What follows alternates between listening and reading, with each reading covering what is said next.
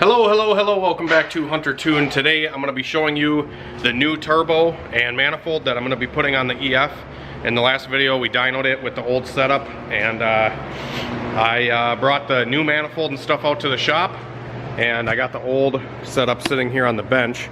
Don't mind the mess. I've been working on my truck trying to get it up and going for winter because it's got a lot of problems.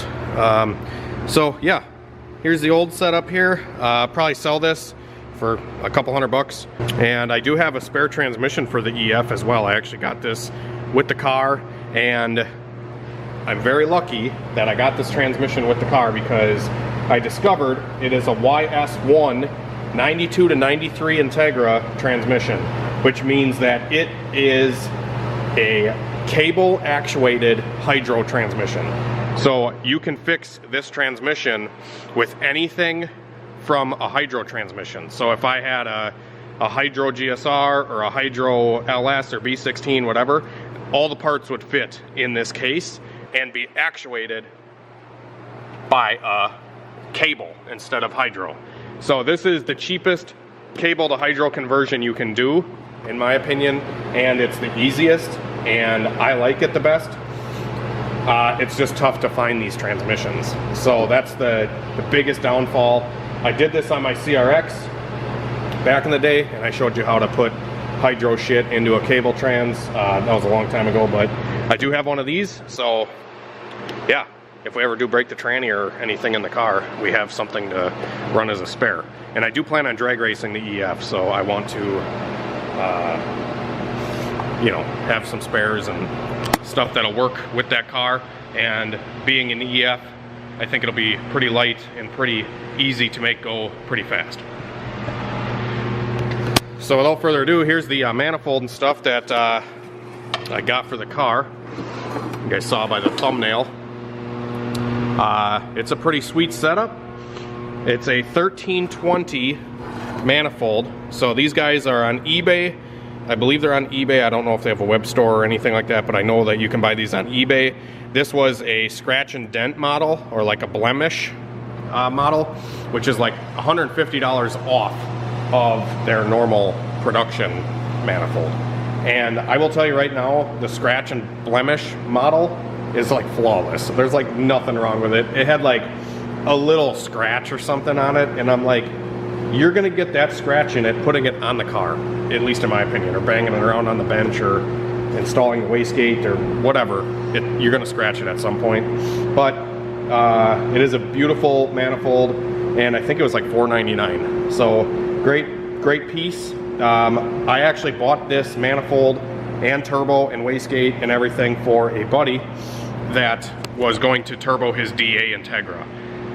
He had run into some other issues and sold me the stuff that I initially got for him. He sold it to me, so it ended up working out pretty good. And yeah, I did post this on Facebook, and a lot of people were like, oh, the 1320 manifolds are trash, they crack, they're junk.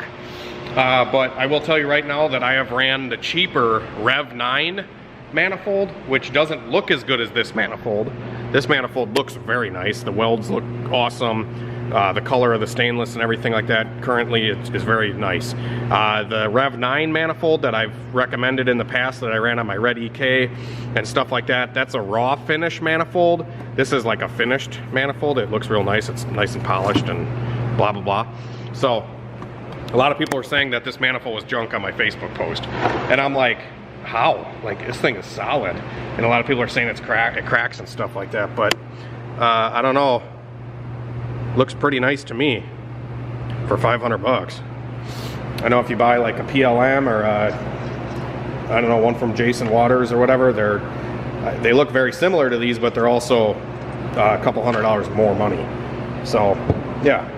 And for anybody saying that these manifolds are junk, unfortunately, I had to put another blemish in this manifold to get this setup to work. I had to do this same exact thing on my EK. I had to do it on the CRV when we built it, and I've had to do it whenever I run the VS Racing Turbo on these manifolds. And you have to dent in the #1 cylinder's runner on the top side. So I mean, y'all will get mad at me for doing this, but I really didn't have another option. It was either run a ram horn manifold or do this to a top mount, and I like top mounts, and I just did it to this one. So it is what it is, but it'll work, and everything's gonna be okay, I promise. But we got this thing glowing red hot, and we hit it with a hammer, and we just kind of smushed in a little bit of this runner.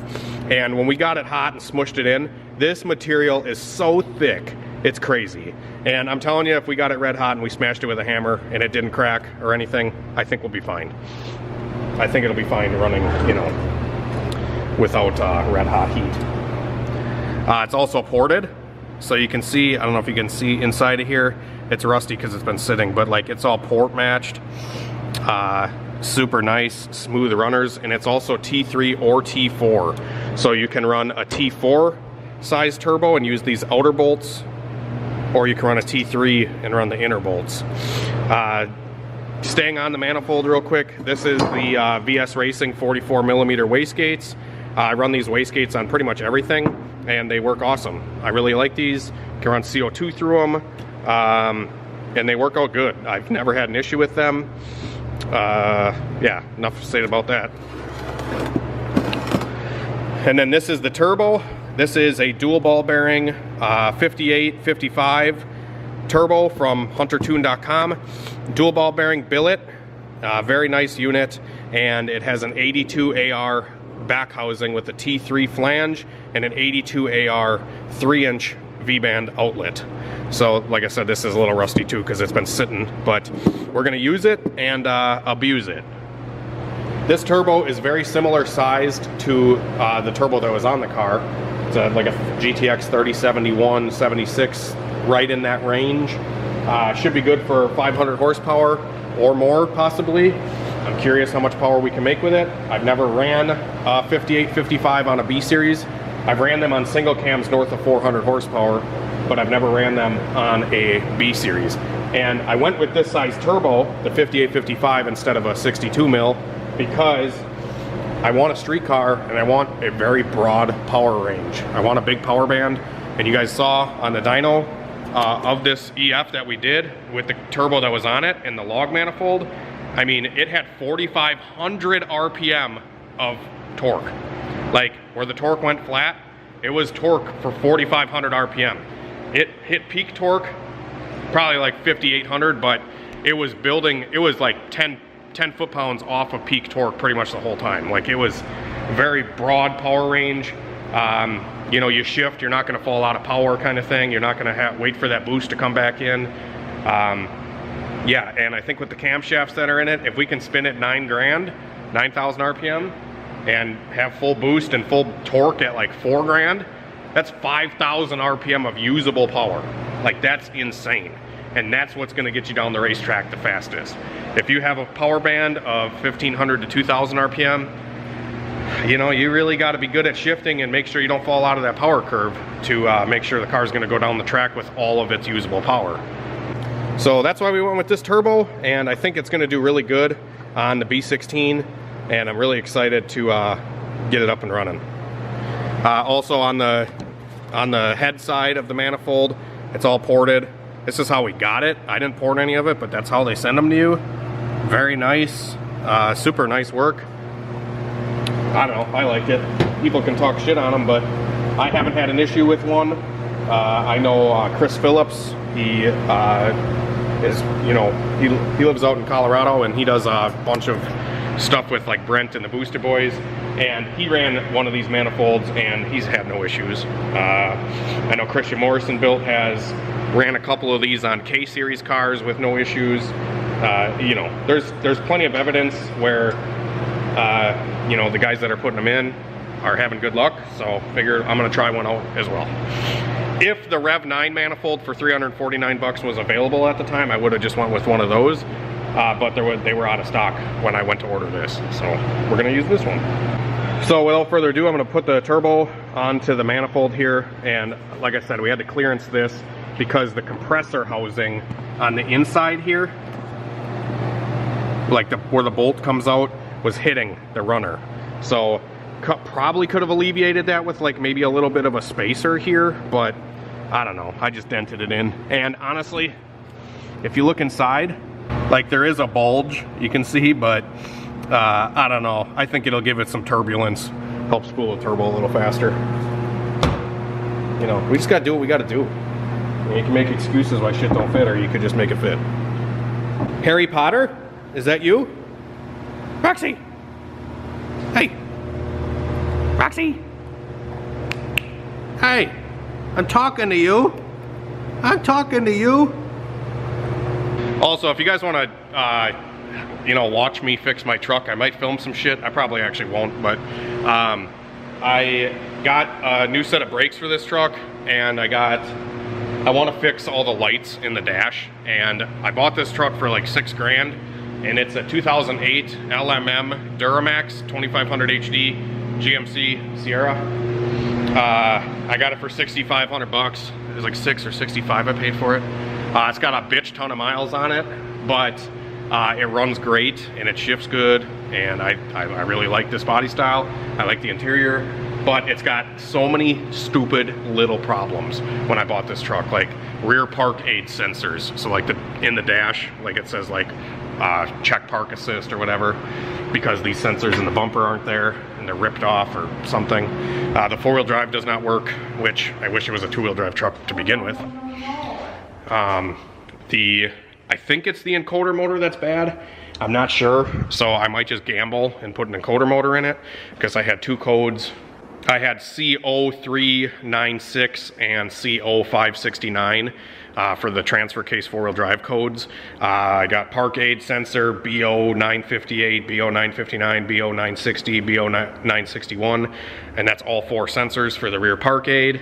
And then I have a trailer brake code as well, because the truck doesn't have trailer brakes, and I need to get trailer brakes working on it, and I would prefer just to have the factory shit work, because he put a aftermarket trailer brake setup in it, which I would have just fixed the factory stuff because it's already there. And I have two trailer brake codes, C1116 and C1117.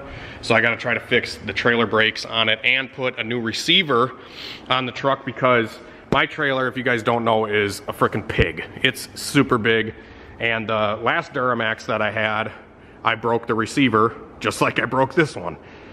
Because the trailer is so damn heavy, if I go over a bump wrong or whatever, and you have one of these freaking round tube receivers, these round, it's like fucking piping, circle piping for the receiver. These things just are not nearly as strong as the Kurt XD square tube hitch is. So I put a XD Kurt hitch on my last truck, and then I sold it. So that was kind of a waste of money. But hopefully this truck I'm gonna keep for a little while, and I wanna buy one of those receivers again.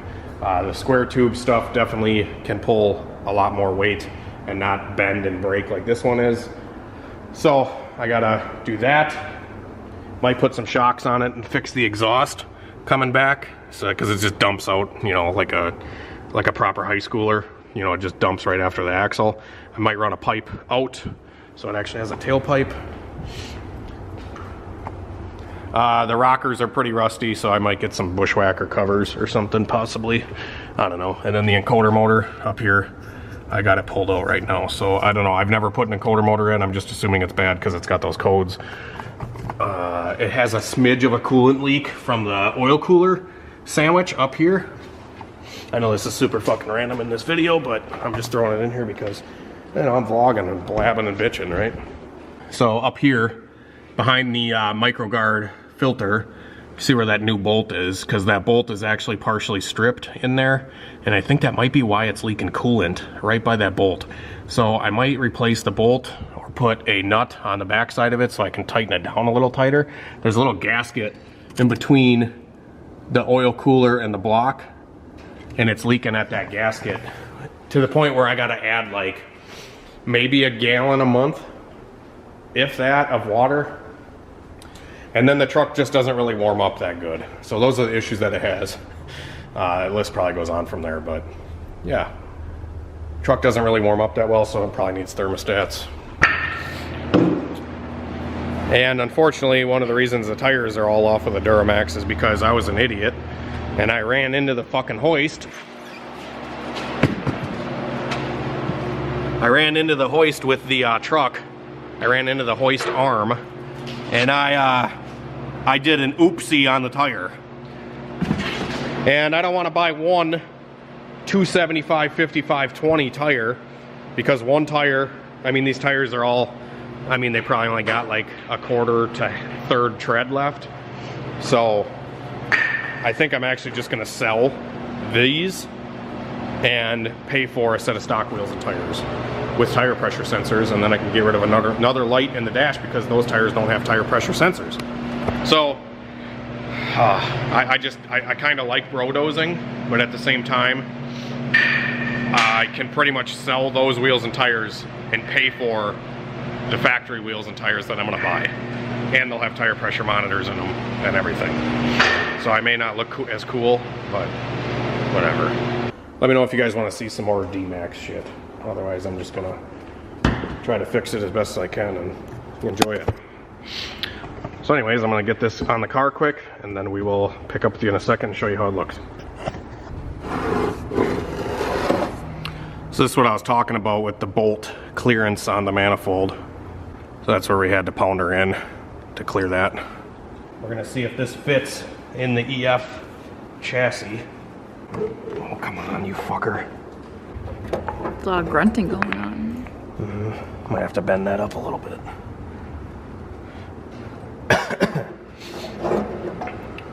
That's close. Close. Ugh. Let's edit that out. Scratch and dent manifold. Oh yeah, look at that. Hell yeah.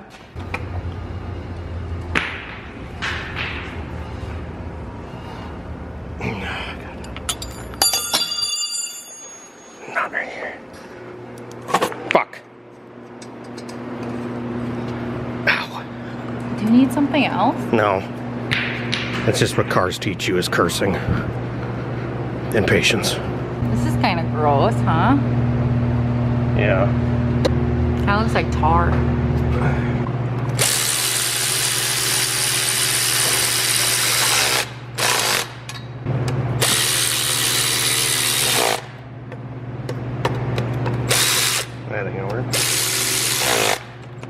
Alright guys, so this is looking pretty awesome, and it fits pretty good. I didn't have to cut any of the headlight support or anything like that. The cool thing about the VS turbos is they're a lot compactor this way. They fit in a tighter package, but the only downfall is sometimes they run into the runner like that I said down there. But the benefit is not having to cut any of this out. So this fits perfect. I can actually still fit the piece that goes across here. That'll all still fit.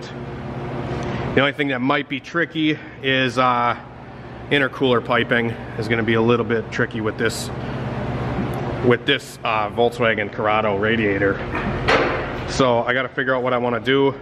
It would be perfect for a backdoor intercooler, but I wouldn't be able to run this radiator. So you guys let me know how you think I should be able to run this intercooler piping, because yeah, we're gonna be kind of SOL here unless we got like a 45 boot that came down to here, or welded a 45 like that and then just snaked it out and just kind of did some tight radius, you know, aluminum pipe welding to fit it out to here, and then I can just get, you know, a normal intercooler in front of the radiator, and then this side is whatever. We can figure that side out pretty easily. So yeah, I already got a dash 4 oil line on here, so all I'd have to do is put the restrictor in that we supply, and then the drain fitting is like a Garrett style drain fitting. It's the bolt holes are closer together than like a typical eBay or Precision turbo. So yeah, this thing should be freaking awesome. Hopefully we can suck enough air through this little space right here. Otherwise we might have to pop the headlight out, and we could probably build like we could cut a lot of this out and then build a headlight, a custom headlight, and cut this and then put a duct right here so it sucks from a big like velocity stack out the headlight. That would be sweet. So yeah, that's gonna be it for this. And thanks for watching me babble. Hopefully you guys like the new turbo setup that we're putting on, and I'll definitely be keeping you guys up to date with what I plan on doing with this car and what we do with the intercooler piping and stuff. It might be a little tricky, but hopefully we'll be able to knock it out and get this thing back up and running soon and get it back on the dyno, because I'm sure you all want to see the difference in power, as do I. So have a great night and a better tomorrow. We will see you later. I need to get back to working on my frickin' piece of junk diesel.